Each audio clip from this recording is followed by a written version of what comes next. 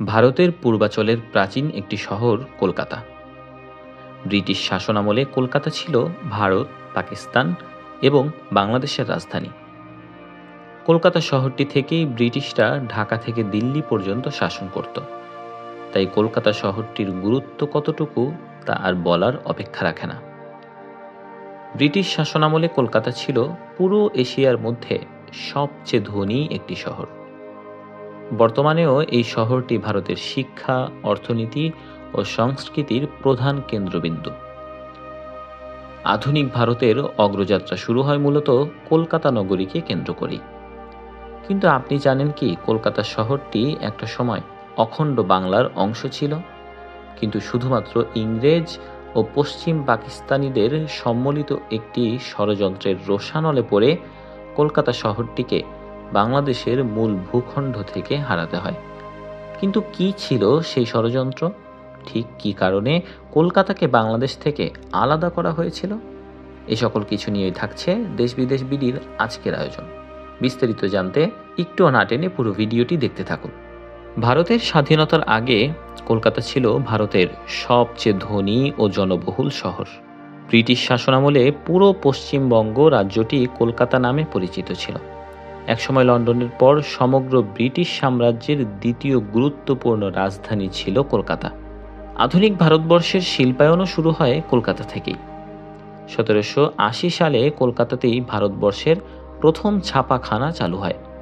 ব্রিটিশরা কলকাতাতে এই ছাপাখানা চালু করার পর কলকাতার শিক্ষা দীক্ষা ও সমাজ ব্যবস্থায় এক বৈপ্লবিক পরিবর্তন শুরু হয়। 1854 সালে ভারতবর্ষের প্রথম রেল লাইন চালু হয় কলকাতাতে। শুধু ভারত নয়, বরং পুরো এশিয়া মহাদেশে সর্বপ্রথম বৈদ্যুতিক বাতি চালু হয় কলকাতা শহরে। ব্রিটিশদের কারিগরি সহায়তায় 1895 সালে কলকাতায় প্রথম বৈদ্যুতিক বাতি জ্বলে ওঠে। কলকাতা ব্রিটিশ সাম্রাজ্যের রাজধানী হওয়ার কারণে শিক্ষা দীক্ষা, অবকাঠামো সবকিছুতেই ছিল ভারতবর্ষের সর্বশ্রেষ্ঠ। একবার ভাবুন তো, সেই কলকাতা যদি বাংলাদেশের অংশ হতো, তাহলে বাংলাদেশ আজ কতটা উন্নত দেশ হতো।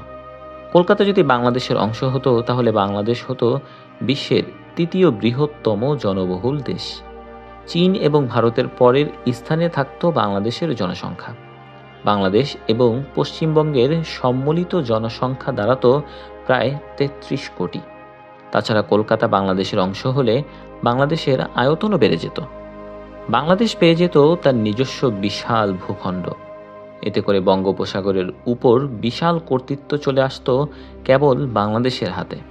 অন্যদিকে যদি আসাম, ত্রিপুরা বাংলাদেশের সঙ্গে যুক্ত হতো, তবে বাংলাদেশ হতো এ অঞ্চলের সবচেয়ে শক্তিশালী রাষ্ট্র।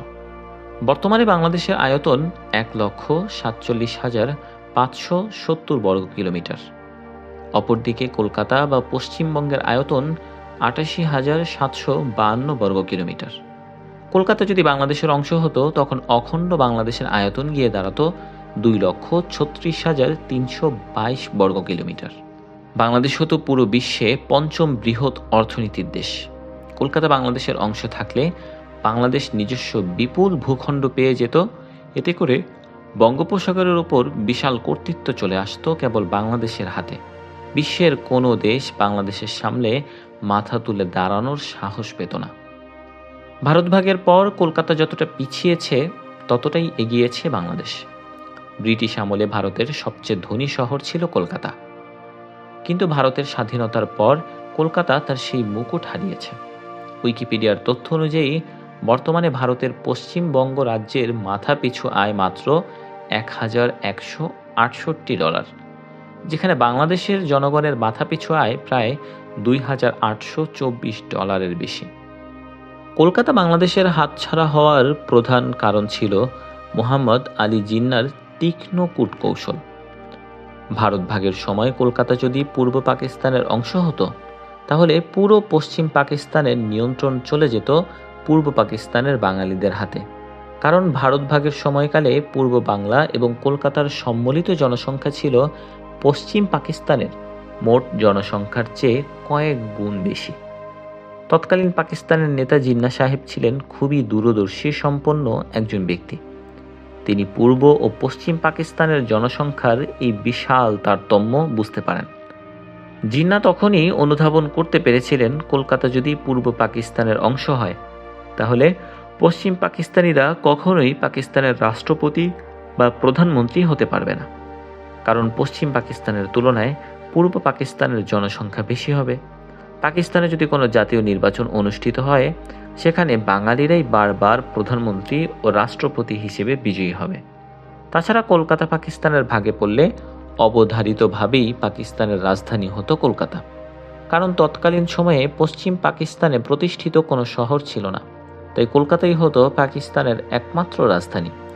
আর কলকাতা পাকিস্তানের রাজধানী হলে সেখানে বাঙালিদের দাপট থাকবে, এটাই স্বাভাবিক, আর সেই জিনিসটাই চাইতেন না মোহাম্মদ আলী জিন্নাহ। এজন্য জিন্নাহ সাহেব বাঙালিদের বিরুদ্ধে ঘৃণ্য এক চক্রান্ত শুরু করে। মোহাম্মদ আলী জিন্নাহ কংগ্রেসে নেতা জওহরলাল নেহরুর সঙ্গে দেখা করে কলকাতার বিনিময়ে পাঞ্জাব প্রদেশকে পাকিস্তানের সঙ্গে যুক্ত করার প্রস্তাব করেন।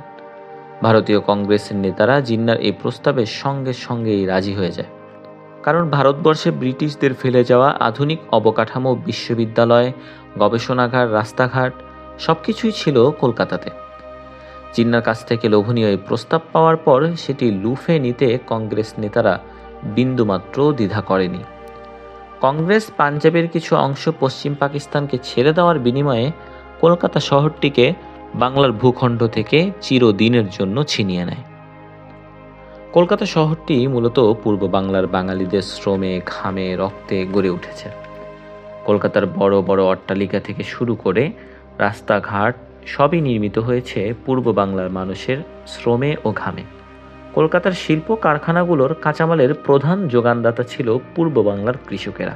পূর্ব বাংলার নেতারা কলকাতার বিনিময়ে পশ্চিম পাকিস্তানের ভূমি বাড়ানোর প্রস্তাবকে ঘৃণা ভরে প্রত্যাখ্যান করে। পূর্ব বাংলার অধিকাংশ বাঙালি নেতা জিন্নাহর এই প্রস্তাবকে মেনে নেয়নি। তৎকালীন পূর্ব বাংলার নেতা হোসেন শহীদ সোহরাওয়ার্দী ও শেরে বাংলা একে ফজলুল হক কলকাতাকে পূর্ব পাকিস্তানের অংশ থেকে আলাদা করার ঘোর বিরোধিতা করেন। এ বিষয়ে মাওলানা ভাসানী এক জনসভায় বলেছিলেন, আসাম আমার, পশ্চিমবঙ্গ আমার, ত্রিপুরাও আমার, এগুলো ভারতের কবল থেকে ফিরে না পাওয়া পর্যন্ত বাংলাদেশের স্বাধীনতা ও মানচিত্র পূর্ণ হতে পারে না।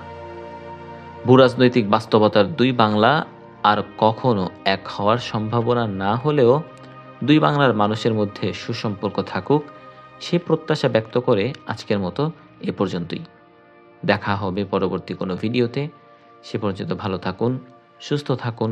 আল্লাহ হাফেজ।